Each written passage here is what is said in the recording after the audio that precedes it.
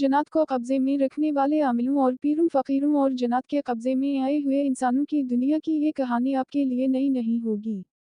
आपके गांव या मोहल्ले में ऐसे एक दो आदमी या औरतें जरूर होंगी जिन्हें जिन पड़ते हैं, और आपके इलाके में जिन निकालने वाला भी कोई पहुंच वाला शाह जरूर मौजूद होगा। आप जन्नत का किसी आमिल के कब्जे और इंसान का जन्नत के कब्जे में आना उसी अकीदत से सच मानते होंगे जिस तरह नमाज रोज़ा ज़कूत को मानते हैं।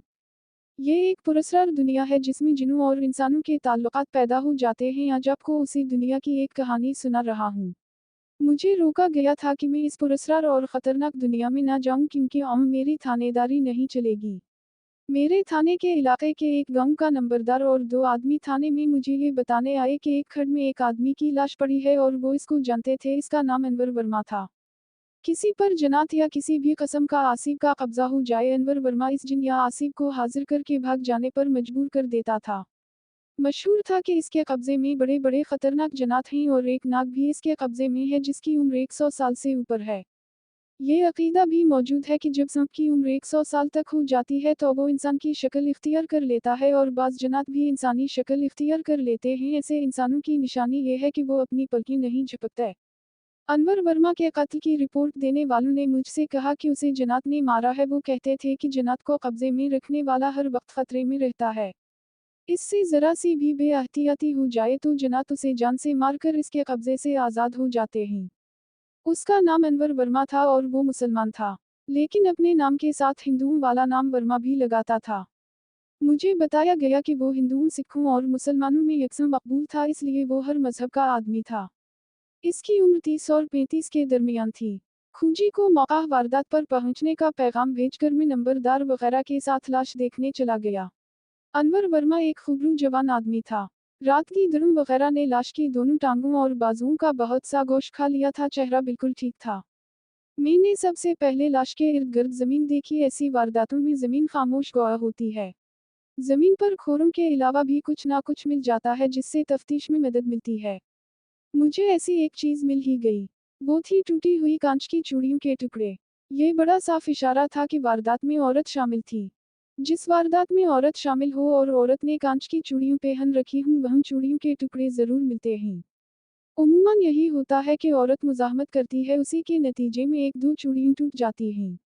औरत को काबू में लाने के लिए उसके बाल पकड़े जाते हैं, लिहाजा वहाँ एक दो बाज़ औक़ात बालों का गुच्छा मिल जाता है। इस वारदात में भी औरत की मौजूदगी पाई गई थी। खूजी जल्दी पहुंच गया और उसने अपना काम शुरू कर दिया। यहाँ खोरे ढूंढना मुश्किल नहीं थे, क्योंकि ये आम रास्ता नहीं था। वो जगह इस तरह थी कि इसमें से बरसाती नाला गहराई में गुजरता था, जिसके किनारे के साथ जरा जरा सा पानी बह रहा था। इधर से लोग नहीं गुजरते थे। आम रास्ता दूसरी तरफ था, जो एक कुशादा पगडंडी थी। अनवर वर्मा की लाश जिस जगह पाई गई थी, ये एक ढकी छपी जगह थी।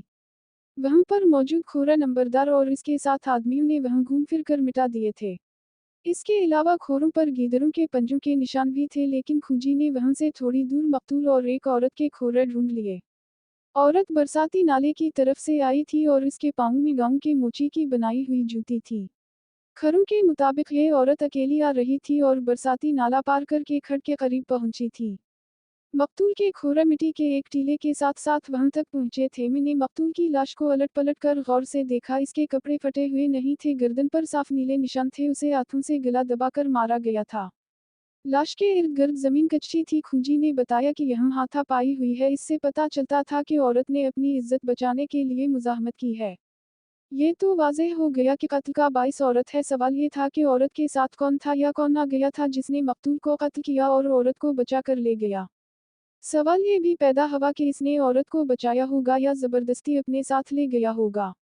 मैंने लाश पोस्टमार्टम के लिए भिजवाने का इंतजाम किया।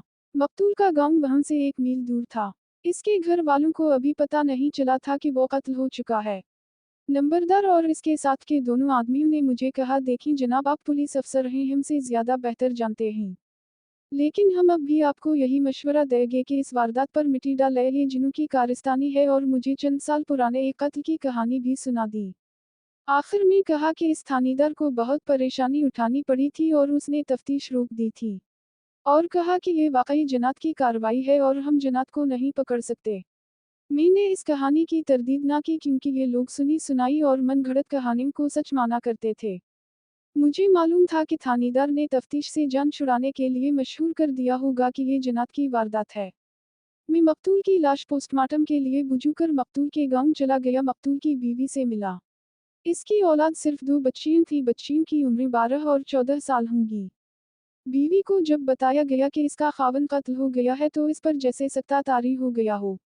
इसे हकीकत को कबूल करने में कुछ देर लगी। मैंने इससे पूछा कि इसके खावंद का दुश्मन कौन हो सकता है। उसने किसी पर भी शक ना किया। इससे मैंने बहुत कुछ पूछा। यही पता चला कि मकतूल के पास ज्यादातर औरतें आया करती थीं। जन्नत का कब्जा ज्यादातर औरतों पर ही हुआ करता था। मकतूल जिन निकालने के अलावा मरादी पूरी होने के तावीज़ भी दिया करता था। बीवी के साथ इसकी इतनी बेतकल्फ़ी नहीं थी कि वो इसके पास आने वाली औरतों की बातें इसे सुनाता। बीवी को उसने गुलाम बनाकर रखा हुआ था। मैंने मकतूल की बीवी से पूछा क्या तुम्हारे खावंद के कब्जे में जिन थे। उसने कहा मैंने कभी जिन देखा नहीं। ये उसका आबाई पेशा था। उसका बाप भी यही काम करता था। मैंने मकतूल अनवर वर्मा की बीवी से पूछा क्या रात को भी वर्मा के पास औरतें आती थीं। इसने कहा यह दिन रात एक जैसे होते थे। इसका कमरा अलग है और अंदर से दरवाज़ा बंद रहता था। आप खुद समझ सकते हैं मैं क्या कहूँ। वो कुछ ना बता सकी। ये मालूम करना बेकार था कि यहाँ कौन कौन सी औरत आती थी।